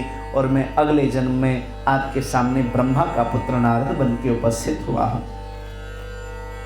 श्री नारद जी महाराज वेदव्यास जी से कहते हैं, यह कथा कहने का मेरा अभिप्राय मात्र किंचित अभिप्राय सिर्फ और सिर्फ इतना ही है कि भगवत कृपा हो जाए तो क्या संभव नहीं है। श्री ठाकुर जी की कृपा से क्या नहीं हो सकता। संसार का ऐसा कौन सा कार्य है जो श्री ठाकुर जी कृपा कर दें, परमात्मा मेरे बिहारी जी चाह लें तो न हो जाए। श्री बिहारी जी की करुणा भरी एक बार दृष्टि पड़ती है तो जो जीव महाराज दासी का बेटा है उसका इतना बड़ा प्रमोशन होता है कि वह ब्रह्मा का बेटा नारद बन जाता है। सोचिए, विचार करिए, इतना बड़ा प्रमोशन जगत में आज तक देखा था क्या, सुना था क्या? एक दासी का बेटा सीधा ब्रह्मा का बेटा नारद बन जाए। हाँ, बोले यह कैसे हुआ? भगवत कृपा से, गुरु कृपा से यह संभव हुआ। यदि आपके ऊपर भी भगवत कृपा हो जाए, गुरु कृपा हो जाए, तो आप ऐसे ग्रंथ के लेखन का कार्य कर सकते हैं। जैसी सुना है तुरंत हाथ जोड़ करके श्री वेदव्यास जी महाराज ने सज्जनों श्री गणेश जी का आह्वान किया। मैं मनावा तेरा लाडला गणेश, मैं मनावा, मैं मनावा, मैं मनावा, मैं मनावा, मैं मनावा, मनावा, मैं मनावा तेरा लाडला गणेश, मैं मनावा तेरा लाडला गणेश। गजाननं भूतगणादिसेवितं कपित्थजम्बूफलचारुभक्षणम् उमासुतं शोकविनाशकारकं नमामि विघ्नेश्वर पादपङ्कजं। सुमुखस्यैकदन्तस्य कपिलो गजकर्णकः लम्बोदरस्य विकटो विघ्ननाशो विनायकः। धूम्रकेतुर्गणाध्यक्षो बालचन्द्रो गजानन। द्वादशैतानि नामानि अपठे शृणुयादपि। महाराज कह के बहुत भावपूर्वक श्रीमान वेदव्यास जी महाराज ने गणेश जी को आग्रह किया। श्री गणेश जी महाराज चल कर के आए। अद्भुत स्वरूप श्री गणेश जी का, लंबे लंबे सूंड, बड़े बड़े कान, बहुत बड़ा सा पेट, बहुत प्यार से चलते हुए आ रहे थे जी। कान हम हर समय हमारा गणेश जी की भांति बड़े रहने चाहिए।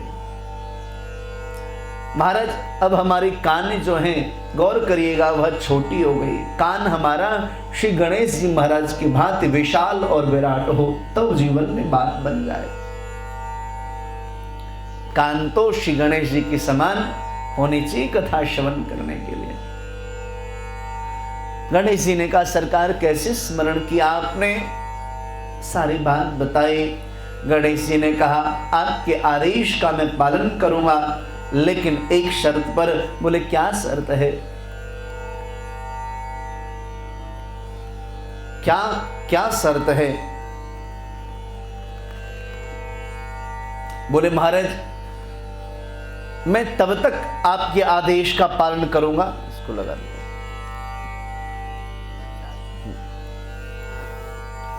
तब तक आपके आदेश का पालन करूंगा जब तक मेरी लेखनी चलती रहेगी।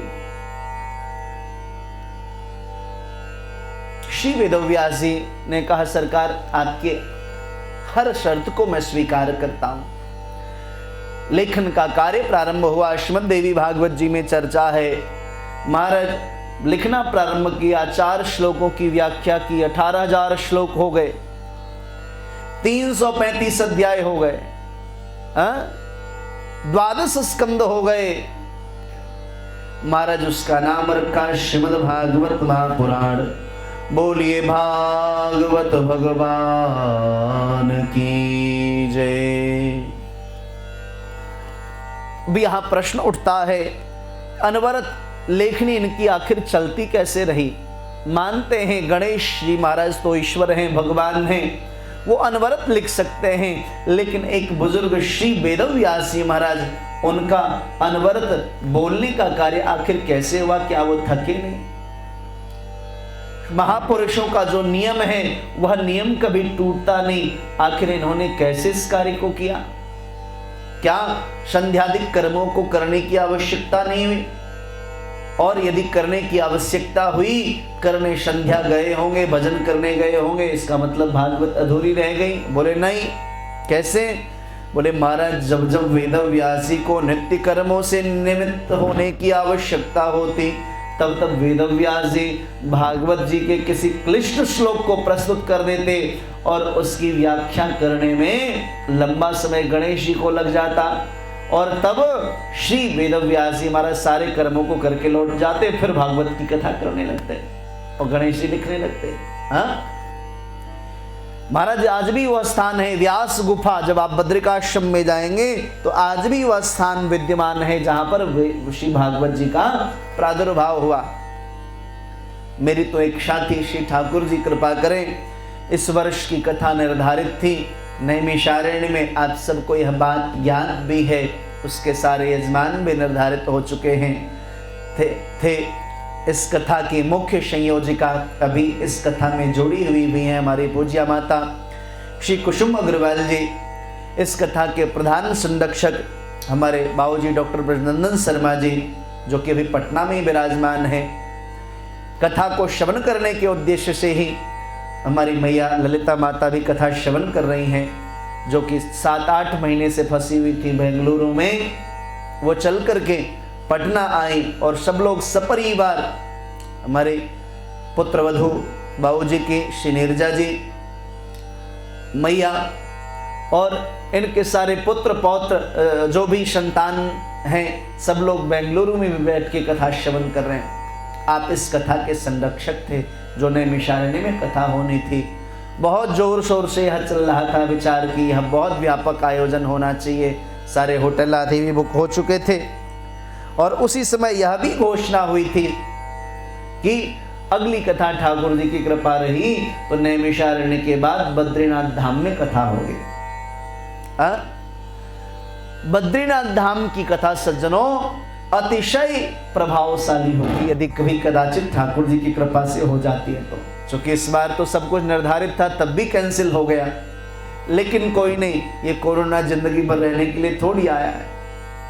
अगले साल ठाकुर जी की कृपा रही, सबका प्रयास रहा तो प्रयास करेंगे, जहां से भागवत प्रकट हुई है उस भूमि में श्री बद्रीनाथ धाम में बैठ करके भगवान नारायण को कथा चल करके सुनाए। निश्चित कृपा होगी। अब तो कार्तिक मास में दीपावली के दिन बद्रीनाथ भगवान के कपाट जो हैं वह बंद हो जाएंगे। फिर अगले वर्ष अक्षय तृतीया को, वही दिवस होता है ना, चरण दर्शन बिहारी जी के कब होते हैं? अक्षय तीज को। चरण दर्शन कब होते हैं बिहारी जी के? अक्षय तृतीया को ना। उसी दिन श्री बद्रीनाथ धाम के कपाट भी सज्जनों खोलते हैं। वह अप्रैल में अथवा मई में अवसर आता है। तो अगले वर्ष मई में फिर बद्रीनाथ भगवान के कपाट खोलेंगे। तो बारिश से पहले अथवा बारिश के बाद में, अभी से मेरा भाव यह इसी कथा के मध्य में प्रकट हो रहा है कि ठाकुर जी की कृपा रही तो अगर कोरोना काल नहीं भी गया तो भी हम 10-20 श्रोताओं को ही लेकर के भले जाएं, लेकिन बद्रीनाथ भगवान को कथा श्रवण कराने का छोटे स्तर पर भी प्रयास अवश्य करेंगे। बोली बद्रीनाथ भगवान की जय। अच्छा, आप लोग भी तैयारी प्रारंभ करो। देखो, पिछली कथा में यह भाव जगा था पुरुषोत्तम मास में कि 1 महीने की कथा नैमिषारण्य में सुनाए, वृंदावन में ठाकुर जी को सुनाएंगे। कार्तिक में तो वह संकल्प भी पूरा हो रहा है और इस 1 महीने के अंदर यह भाव जगा बद्रीनाथ वाला, ठाकुर जी इसको भी पूरा करेंगे। आप सब लोग प्रयास करें, मई में, जून में हो अथवा बारिश के बाद, जैसा भी होगा हम लोग अवश्य, ठाकुर जी की कृपा रही, उनकी प्रेरणा हुई है तो यह संकल्प भी श्री ठाकुर जी जरूर पूरा करेंगे। यह भाव श्री बिहारी जी के चरणों में समर्पित करता हूँ। सरकार, एक बार आपकी कथा मैं इस वाणी के द्वारा बद्रीनाथ में श्रवण करा सकूं, ऐसी कृपा करो। आप सब कथा श्रवण करो। यह भाव वहीं से श्री ठाकुर जी के बद्रीनाथ भगवान के चरणों में सब लोग प्रेषित कर दीजिए। सरकार बद्रीनाथ धाम में कथा बैठकर के श्रवण करने का अवसर मिल रहा है। तो बोले महाराज जब नित्य नियम से निवृत्त होना होता था तो एक कठिन श्लोक दे देते। एक श्लोक है अजागावो महिषस्य। इस श्लोक का सहजता में अर्थ लगाएंगे तो अर्थ होता है अजा यानी बकरी। अजा किसको कहते सज्जनों? बकरी को कहते हैं। गावो यानी गाय और महिषस्य यानी भैंस, यानी भगवान गाय भैंस और बकरी चराते थे। लेकिन क्या इस बात में सच्चाई है श्री ठाकुर जी गाय भैंस बकरी चराते थे? नहीं ना, श्री ठाकुर जी गाय भैंस बकरी नहीं चराते थे। लेकिन यहां पर तो ऐसा कहा है वेदव्यास जी ने, भैया जब नित्य कर्मों से निवृत्त होना होता था तब एक कठिन श्लोक दे देते और उसके चिंतन में समय लग जाता, तब तक वो नित्य नियम से निवृत्त होके आ जाते हैं। इसका वास्तविक अर्थ है अजा यानी छोटी गाय, गावो यानी गाय और महिषस्य यानी बूढ़ी गाय। तीनों प्रकार की गायों की सेवा श्री ठाकुर जी करते थे। महाराज भागवत जी का निर्माण हो गया, सबने खूब जय घोष किया है। सूत जी महाराज कहते हैं देवर्षि नारद जी ने व्यास भगवान को इस प्रकार से सारी बातें कह करके संतुष्ट की। भागवत जी का निर्माण हो गया और तब श्री वेदव्यास जी महाराज से अनुमति लेकर के श्री नारद जी वीणा बजाते हुए स्वच्छंद विचरण करने के लिए आगे निकल पड़े। बोलिए नारद जी महाराज की जय।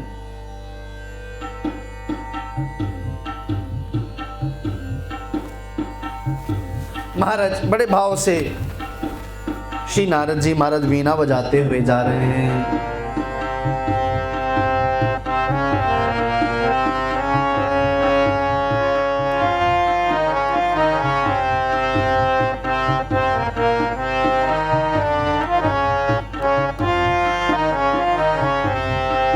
भज नारायण भज नारायण भज नारायण भज नारायण भज नारायण का नाम रे, भज नारायण का नाम रे। नारायण नारायण के नाम बिना नहीं आता कोई काम रे। भज नारायण भज नारायण भज नारायण भज नारायण भज नारायण का नाम रे। नारायण का नाम रे। नारायण के नाम बिना नहीं आता कोई काम रे। भज नारायण भज नारायण।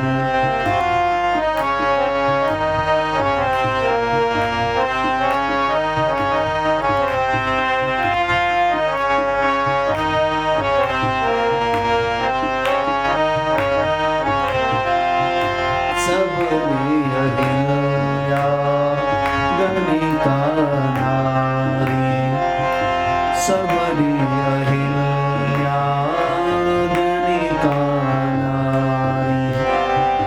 सबही को तुमने पार उतारी, सबही को तुमने पार उतारी। भज नारायण भज नारायण भज नारायण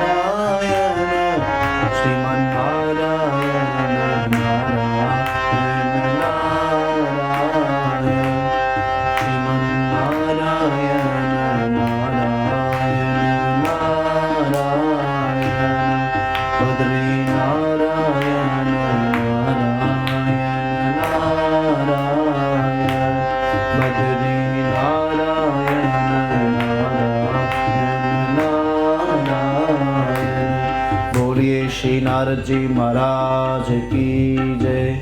श्री भागवत भगवान की जय। श्री नारद जी महाराज अहो देवर्षि धन्योऽयं यत कीर्तिं सार्गधन्वना गायन् माद्यान्निदं तन्त्र्या रमयत्यातुरं जगत। भगवान शुक जी सौनकादिक ऋषियों से कहते हैं, धन्य है श्री नारद जी, उनके प्रयास से भागवत जी का प्रादुर्भाव पदार्पण पृथ्वी लोक पर हो गया। बाद में सौनकादिक ऋषियों ने कहा, सरकार यह कथा परीक्षित जी को कैसे प्राप्त हुई, यह आप कृपा पूर्वक बताएं। बोले, यह कथा मैं आज नहीं, कल प्रातः काल 5 बजे से लेकर के 7 बजे तक आपको श्रवण कराऊंगा। आज वाणी को यहीं विराम करते हैं। अब आरती प्रज्वलित हो रही है, सब लोग अपने अपने घरों में खड़े हो जाए आरती के लिए बड़े भावपूर्वक श्रद्धा के साथ। दीपक कथा श्रवण करते समय सब लोग अपने घरों में अवश्य जला लिया करें, और प्रारंभ की आरती न हो सके तो आरती जला के रखें। यहाँ जब आरती होगी तो आप भी अपने घरों में श्री ठाकुर जी की भाव और श्रद्धा पूर्वक आरती कर लिया करें। साथ ही साथ जो लोग भी श्रद्धा और भक्ति के साथ इस कथा से जुड़े हैं, उन सब के मंगल में जीवन की कामना करता हुआ शाम को नित्य, अब तो संख्या और बढ़ती जा रही है, पहले दिन 21 दीप दान किया था, फिर 51, फिर 108, फिर 21, कल 125 दीपक से भी ज्यादा दीपकों का दान हुआ। तो वह सब आप सबके कल्याणार्थ ही हो रहा है। और मैंने विचार किया है कि अब जो एकादशी प्रारंभ होगी, उस एकादशी तिथि से सबके निमित्त जो है नाम गोत्र से दीपदान करने का कार्य करेंगे। अभी तो सबके निमित्त ऐसे ही ठाकुर जी की कृपा से चल रहा है, तो उसके बाद आप सब लोगों के नाम और गोत्र से भी, चूँकि कई सज्जन हमारे पास व्हाट्सएप किए, महाराज जी हमारे निमित्त दीपदान हो, सब आपके लिए ही हो रहा है, लेकिन नाम और गोत्र से इस एकादशी से यह कार्य प्रारंभ होगा। तो जो लोग भी उसमें जुड़ना चाहें जुड़ सकते हैं। आरती प्रज्वलित हो रही है, बड़े भाव के साथ सब लोग अपने अपने आरती को प्रज्वलित करें और श्री ठाकुर जी की आरती करें।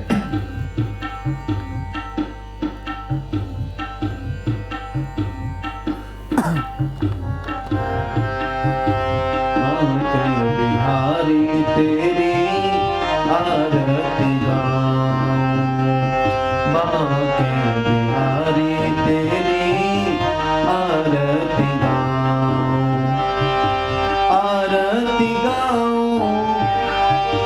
आरती गाऊं प्यारे आपको रिझाऊं, आरती गाऊं प्यारे आपको रिझाऊं, हे गिरधर तेरी आरती गाऊं, बांके बिहारी तेरी आरती गाऊं।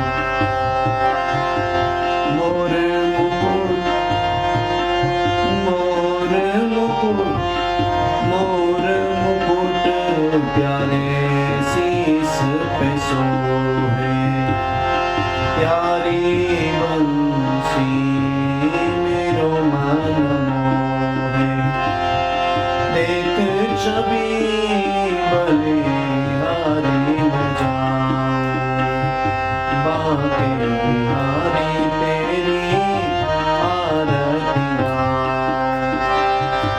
चरणों से निकली है गंगा प्यारी, जिसने सारी दुनिया तारी, उन चरणों पे मैं शीस लगाऊं, श्री बांके बिहारी तेरी आरती गाऊं।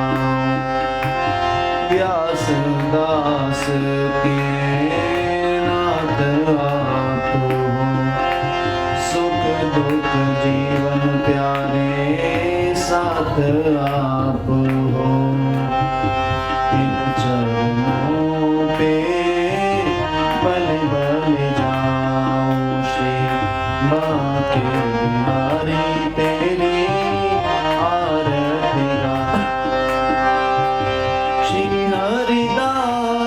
किसके प्यारे तुम हो, मेरे मोहर जीवन तुम हो। देखे गले छवि मन में श्री बाके बिहारी तेरी आरती गाऊं। संग सोहे वृष भानु दुलारी, ललितादिक सब सखियां प्यारी। बस वृंदावन पाऊं, श्री बाके बिहारी तेरी आरती गाऊं। तेरी आरती गाऊं। श्याम सुंदर तेरी आरती गाऊं। मेरे राधा रमण तेरी आरती, मेरे राधा दामोदर तेरी आरती गाऊं। हरि ओम। जलेन शीतलीकरणं पुष्पै देवाय वन्दनम्, आरोग्यार्थेषु आत्माय वन्दनम्।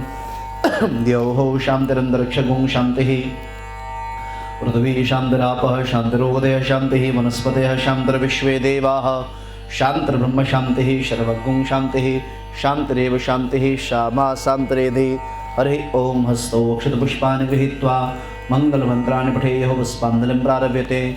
शेवन्तिकावकुलचम्बकपाटलाभजैर्पुन्नागजातकरवीरसारपुष्पेन बिल्वप्रभावशीतलमन्दरीभिस्त्वां पूजयामि जगदीश्वर मे प्रसीद।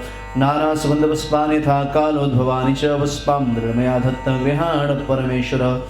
मन्त्रपुष्पाञ्जलिं समर्पयामि, श्रीबालकृष्णलाल चरणार्पणमस्तु। बोलिए भागवत भगवान की जय। जय जय श्री राधे, जय जय श्री राधे, जय जय श्री राधे।